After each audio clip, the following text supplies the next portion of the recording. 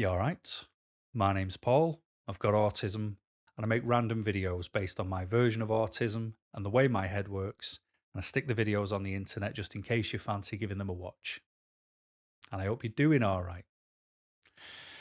Anyway, I did a video for me 5 minutes ago, for you probably a week, where I talked about workplace accommodations and what they mean, the best way to go about getting them, and the route you should do.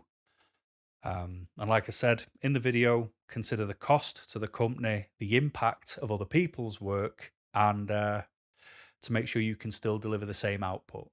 You know, so long as you can do those things, you will get your adjustments unless you work for someone who is unreasonable. So what I want to do in this video is tell you my workplace adjustments that I genuinely have in my workplace right now. And there are 1, 2, 3, 4, 5, 6, 7, 8, 9, 10, 11 of them.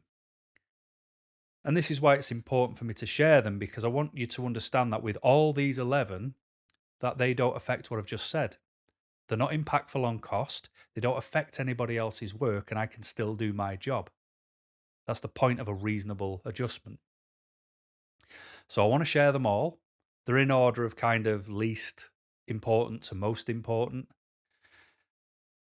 And I want to tell you what they are and explain why I need them, just in case any line up with you and it helps you put yours together. Okay, so let's start and see where we end up. So the first thing I asked for might seem unusual, but please let me explain. Do not share my birthday. Don't share my birth date. I don't want anybody knowing when my birthday is, for a good reason. I hate my birthday. It's got nothing to do with me the day I was born. I just fell out of someone on that day. So why do I have to celebrate it every year? Why have I got to hear the words happy birthday, get a card, which annoys me because then that's dead trees, just for me, for something to throw in the bin. I suppose if you could bury the cards and they made a new tree, that'd be better. But I just hate the idea. Just text me if you want and just know I'll ignore it. For some reason, I've got this real aversion to happy birthday. I don't like being the center of attention. I don't want people to say it. Unfortunately, in work, your birthday is under GDPR. So your fellow employees are not allowed to ask for access to my birth date. Like if anyone out of the blue just started saying happy birthday on my birthday, I'm allowed to say to them, where on earth did you get my birthday from? Because that could be a breach of GDPR.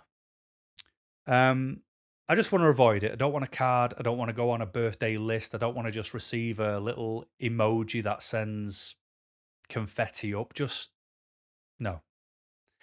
And I don't want to have to use an annual leave holiday day just because other people are going to wish me happy birthday. It makes me feel cringe and I need to avoid it. It'd just be a waste of a day.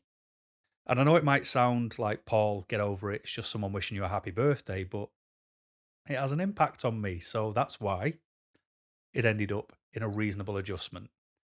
And what's important about these 11 that I'm telling you, 10 of them were signed off straight away. One of them took 16 months and a threat of legal action. But let me explain fully when I get to that one. So like I say, I asked for that. It was given, no problem. I then asked for a clear structure of my work requirement. And the reason I asked for that is because twice in the last 4 companies I've worked for, my work role was threatened to be changed drastically. So in the first place, I was a health and safety advisor, health, safety and fire advisor, and I would go to all these companies doing all these audits, all these fire risk assessments, and I managed 27 companies' health and safety and fire. And then business started dying down because terrible decisions were being made over marketing. And they wanted me to be a cold caller. I'm not a cold caller. That wasn't my job. That's not what I was employed to do. I got immensely stressed, and that was part of leading on to how I ended up with an autism diagnosis because of the friction with me and the boss over things like this. I worked somewhere else where this absolute potato of a man called Bob surname will remain nameless, and he didn't understand what COVID was when it was starting. You know, when there was less information, but it's like, look, viral, respiratory. I don't think it's a good idea to send me into a care home to be a handyman. That was his idea. And at the time, I was a fire risk assessor. It's like, I'm not a handyman.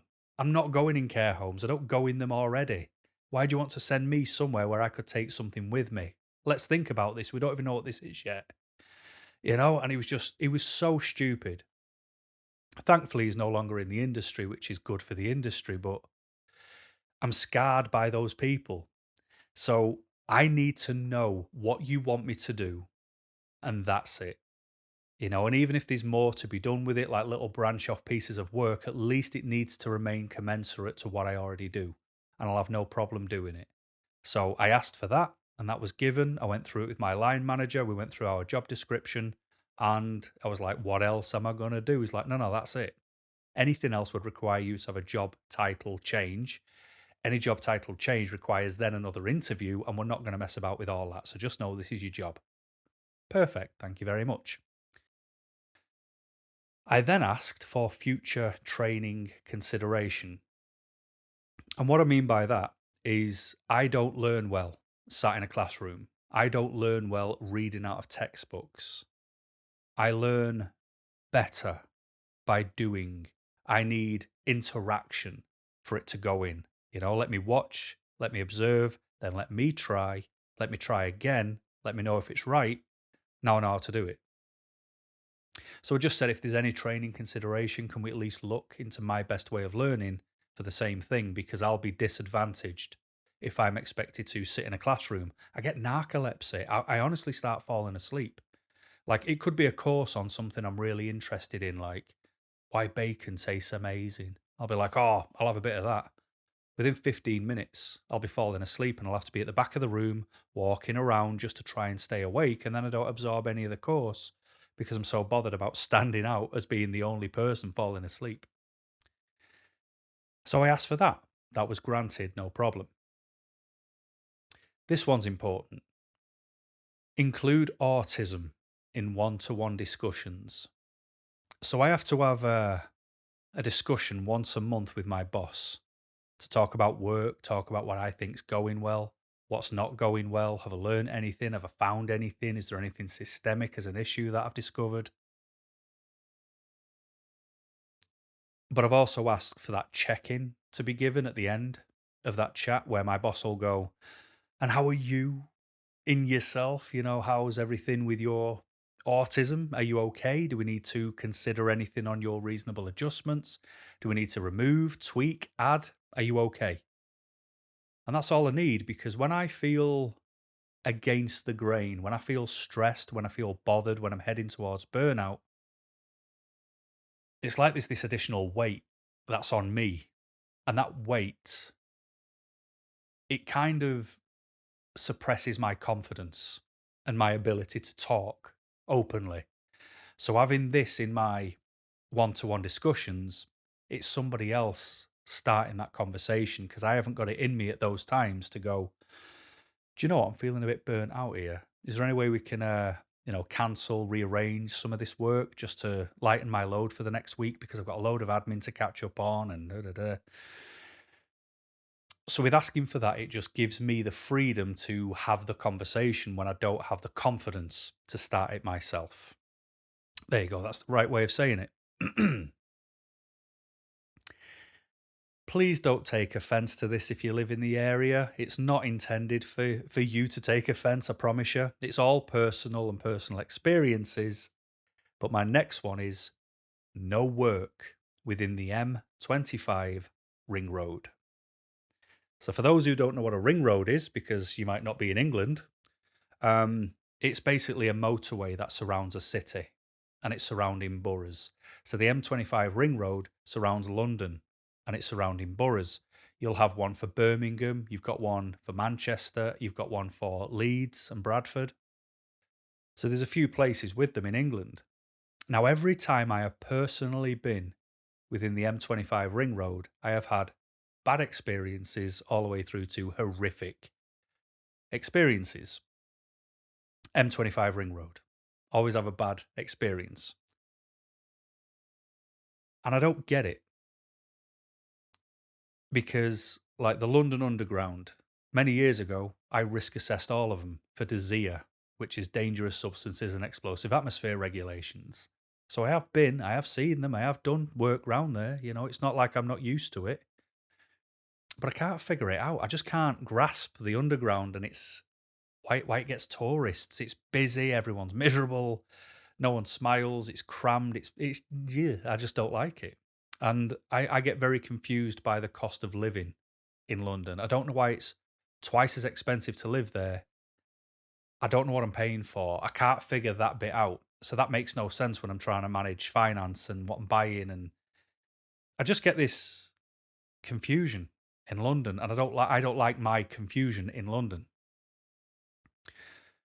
And plus, and this is not a boast, but because I've got quite a strong fire background, I get contacted relentlessly by recruiters who are offering work for more than twice my current annual salary if I was willing to work down there. I'm not.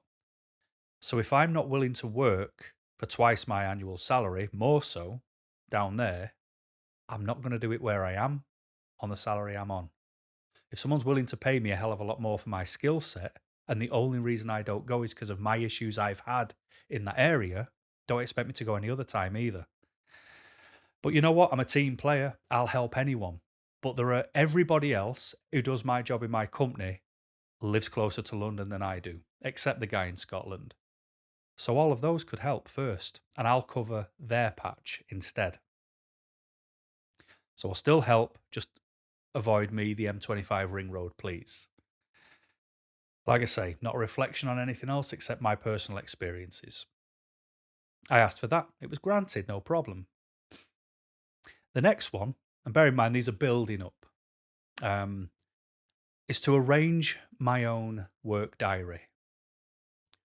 And for the last 3 places I've worked, I've done just that anyway. Except at one place, it was taken off us when we got given a new boss because he was like, oh, you just need to focus on your work. Let admin do that. It is an admin task after all. So it was like, all right, brilliant. Thanks for that. And then he put someone in charge who I can only assume has never seen England before. Because what they'd do is they'd give you a job in Newcastle in the northeast on a Monday. They'd give you a job in Liverpool on a Tuesday, which is in the northwest. And then they'd give you a job in Sunderland on the Wednesday. And you're like, no, because Sunderland is just underneath Newcastle. So you'd be on the phone, right, you've put me in there Monday, over to Liverpool Tuesday, back over to the northeast Wednesday. Can you do me a favour and just contact them and say, I'll do Monday and Tuesday in the northeast, then I'll do Wednesday, in the northwest. And they'd go, no, I've already sent the invites out. You're going to have to do that bit now. So then you'd spend all the time contacting all these places to rearrange, which took longer than if I just booked my diary in the first place. It was very annoying, and I just needed to make sure that, I've done my own diary for the past 15 years. I just want to keep doing it again. Thank you very much. No matter if my management changes, and that's why I put it in, because I'm so fearful of getting a potato of a manager just like that other one was.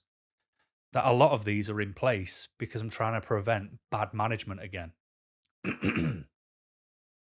I asked for that. It was granted, no problem. I also asked for arranging my own overnight accommodation. Reason being, it's done through a certain website, which is for travel for people who work. And it was with admin. And no disrespect to our admin, but they cared about the finance, not our well-being. So they would put you in the cheapest accommodation they could find. I did it twice, couldn't do it again. And I asked for my own login for it because I'm not asking to stay in a place where I've got a butler stoking the fire and jacuzzis, tubs and all sorts in my bedroom. I just want the Premier Inn. Somewhere I know what it's going to look like no matter where I stay in the country. Somewhere with parking, somewhere with a pub or a restaurant on site, where I can just go and find food instead of trying to hunt somewhere out. And the best part about staying in a place like the Premier Inn, you get a voucher, like a meal authorization voucher that goes back on the card that was originally used to book the room. So you don't mess with your own money. That matters, when you're away from home and you don't have to hunt places out and you just get used to it. So I asked for that to avoid being put in a kennel. I was granted it, no problem. I then asked, and I know this seems a lot, but like I said, where are these affecting other people's workload? Where is it affecting the cost? Where is it affecting my work value? It isn't. They're all the fluff, and that's what I'm taking care of. So I also asked for an outline of taking back hours if I work overtime. The reason I've asked for that is because I am rotated to work 37 and a half hours a week, I think. So if I work 1 hour more, the company owe me that back in time because I don't get paid more for working more. I just get the same amount no matter what. And the problem is you can end up accruing a lot of hours, especially with the amount of time I spend on the road, getting stuck in traffic, needing to leave at silly o'clock in the morning to get somewhere at a reasonable time. Like the other week, I set off at say 7:30 to get somewhere for 11 because I was on the road for that long. So you've got to take that into account in your working week because I'm traveling, which is work related, so I get paid for the travel. But I know I've got to do that in the times I'd usually be in bed. So those extra hours, I want them back because I'm built a certain way, which has been born from giving too much of myself to workplaces. And I work too hard for too long, care too much, and I'm the one who gets broken by it and ends up having to move on because people don't care like I do. And I'm not saying I'm the Mr. Dynamic #1 employee in the world. I'm not. But I've got the ability to care more than others. And it's never paid dividends. So I need to, and I do this. I treat work as a transaction. They need someone to do a certain job. And I can do that certain job, but I need to earn a certain amount of money. And that's when we meet, have an interview to make sure that I'm right for them, but more importantly, that they're right for me. And if we find that their pay is commensurate with what I'm looking for, and my skill set is commensurate for what they're looking for, we shake hands, and that is a fair exchange. I don't work for them, if that makes sense. I obviously do in all forms, but in my mind, I don't. Loyalty start and ends with respect for me. So if they leave me to do the job, trust I will do the job. Don't mollycoddle me, don't look over my shoulder, don't micromanage, and we'll get on just fine. Thankfully, where I work is just like that. So, but what I do want to make sure of because of that setup is if I'm willing to give you 5 extra hours to do the work, I want those 5 hours back. And if I'm willing to give you them at any time, I want to be able to take them back at any time. Because if they were to say, no, you can have your extra hours back, but it can only be on a Friday, I'll say no problem. But I'm only willing to work for you extra hours on a Tuesday. Might sound pedantic, might sound pathetic, but it's actually protection. Okay? Because otherwise, I've got the ability to have advantage taken of me, and I'm not allowing that anymore. Them days are done. So I had a chat with my manager about it, and in my reasonable adjustment, it's currently classed as a verbal agreement. So we know how many extra hours I'm allowed to work and when I'm expected to take them back, and it's never been a problem. But if I end up with a new manager who's a bit more rigid, a bit more of a stickler for the rules, it's also in my reasonable adjustment that we then change it to a written agreement. So if they say no, you've got to do your work in your hours, they'll see how much work I won't get done. Another one, and this is where they start getting bigger. There's only 3 left, but this is where they get big and juicy, I think. And that is team away days and networking events. Leave me out of them because they are a fake day. I don't need a team away day to bond with my team to do my job. Anybody who needs it, there's a problem. Because all anybody has to do where I work, who I work with, is phone me up and go, Paul, I'm busy. Is there any way you can come and give me a hand for a couple of weeks? I'll say, no problem. Where's the best place to stay? I'll be there in a heartbeat, unless it's the M25, to which they'd phone someone else and then I'd cover their patch. So I'm always willing to help. I just can't go in that ring road. So I don't need to be your friend to do that, because everyone, for me, gets the same starting point, and that is, I'll just give you a baseline of respect. I trust you do your job. I trust you're a good worker. I trust you're not a liar. I trust you're going to be honest and truthful. And I trust you've got the best of intentions. And then it's up to you whether that value goes up, stays the same, or goes down, based off how you work and who you are as a person and how you interact and whether you've told lies or not. I don't need to be your friend. I'm not there to be your friend. I'm there to work. And I will work. And I do work hard. So I don't know the point of a team away day. I don't want to feel like we're friends. I would rather use that day I'm getting paid for to just do my job. Everybody else go, have a great time, become best friends, put yourself down on Christmas card lists and all wear the same jumper at Christmas on parties. Do what you want. Just leave me alone. I don't see the value. Networking events are the same. They're all fake. I can't do them because they're all about backside kissing. Who's going to stroke my ego more than the next person? I had to attend a couple of them once and they were the worst things I've ever done. Like, they were so unproductive.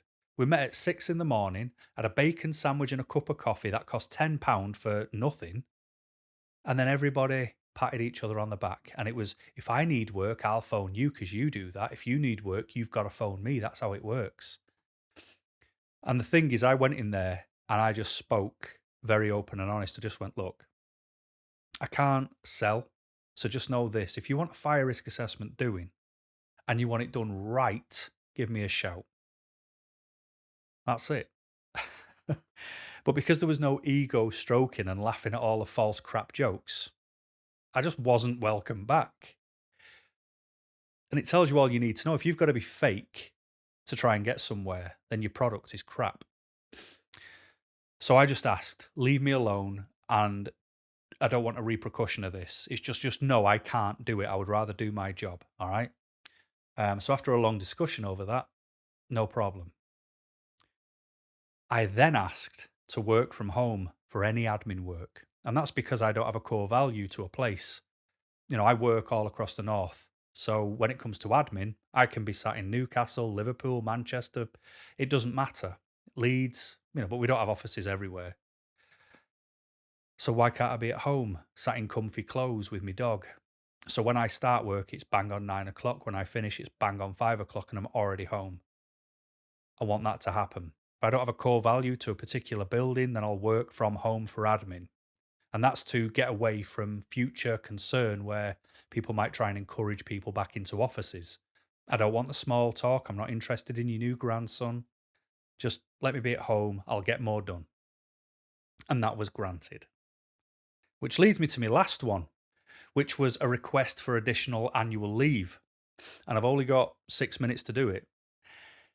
This took 16 months to get approved because I was dealing with someone in HR who was a robot. They weren't listening to what I was asking for. Everything was just coming back with the same answers and they weren't listening. Until it became a threat to take the company to court because they were going against all their values, all their internal policies, and they were proving that secretly and privately they didn't care and didn't stand up to their own values, and I was going to challenge them and take them to court. Which then led for this stonewall person who wouldn't budge or move to say, I think you're now going to need to speak to my employer. They're senior. And you know what happened? I spoke to him for 15 minutes and he said, what is it you want? What is it you need? And I just said, look, I am autistic. I burn out more than other people. I have to take more on than other people just to get through my day. I know that bothers people who are not autistic, but they don't understand, and that's fine, but just know it's real. and it bothers me. And I get the same annual leave entitlement as everybody else. I need more days. I don't need to be paid for them, but I need to be able to take them off as annual leave to not be persecuted for taking a day off. I don't want it to go against my attendance record. And the thing with my company is you can buy 3 extra days a year. I've worked for companies where you can buy 5 extra days, and that's why I know 5 extra days make the difference. So I said I want those 3 extra days, and then I also want 2 more days just to be counted on the same value. And that's where the other person wouldn't listen. And he said, okay, I see what you're saying. Let me go away, talk to a couple of people, and I'll phone you back this afternoon. Thank you. That afternoon came, he phoned me back and he goes, right, let me just clear it with you. You want 5 extra days a year on your annual leave. 3 of them you've paid for already, and you want 2 more to be classed at the same value. So they are coming out your salary over 10 months, like the other 3, and it comes off as annual leave and not a random day off. I said, yes. He goes, right, well, when you've worked for the company from January to December for a full calendar year, you earn an extra day off. And you'll do that for the next 5 years or next 3 years. He said, so by the time you want this to kick in, you'll have worked a full year. So actually all you need is 1 year, is 1 day added. He said, so what I've done is I've spoke to rewards, I've spoke to payroll, and they've said no problem. He said, so what we're going to do is we're going to add it on for 1 year. Because by the time that year is over, you'll have accrued that second day naturally. So you'll have your 3 that you pay for and your 2 that you'll have earned for working for the company for a particular amount of time. And that'll give you your 5. Does that work for you? I said, yes, it does. And he went, no problem. You'll get a letter around Christmas time to confirm what we've spoken about to say you'll get this extra day. And I said, thank you very much. And that was it. So it wasn't the threat that made them do it. I was just talking to an absolute robot who refused to acknowledge that reasonable adjustments are personal for each and every person. So they probably should not be in control of doing what they're doing. And hopefully now they're not. Because I had the power to keep fighting. I had the confidence to keep going. And I had the fire to know that I've been let down at 3 other places. I'm not doing it here either. And I got what I needed. And I want to say thanks to the sort of intermediary who made the connection possible, because without them, I would have hit a brick wall in the first instance. And I know it couldn't have been easy for them constantly being the back and forth go-between. So I got my additional annual leave. So what I've given you there are 11 examples of things that I have asked for and have. And if you work a type of role like I do, you could have all 11 as well. But I hope you see the value in sharing, even if some of them don't match up or align with you. And just know, if I'd have had a terrible line manager, I'd have gone to court to defend all my points. And because I have them now, no one can take them off me. They've got to sit me down and have a discussion and see if there's any wiggle room on them. Otherwise, there's no reason any of them will ever come out of my diary. And the thing is, they're all there now. They're all documented. I've got an evidential record now with them all down. So it doesn't matter who I end up working for or what department I go to. They are in stone. If anyone violates them, I'll see you in court, because it is that serious to me. I just want to do my job, come home, get in pajamas, play with a dog, relax in my escape world. And this is the best way for me to do it, to reduce the level of stress that work can give me, not because of the job, but because of the fluff that surrounds it. So none of those impact anyone else, the cost to the company, or the value I give back to the company with how much I give to them for work. They are reasonable adjustments. And I hope they helped. And until next time, my friends, thank you very much for watching, and keep smiling.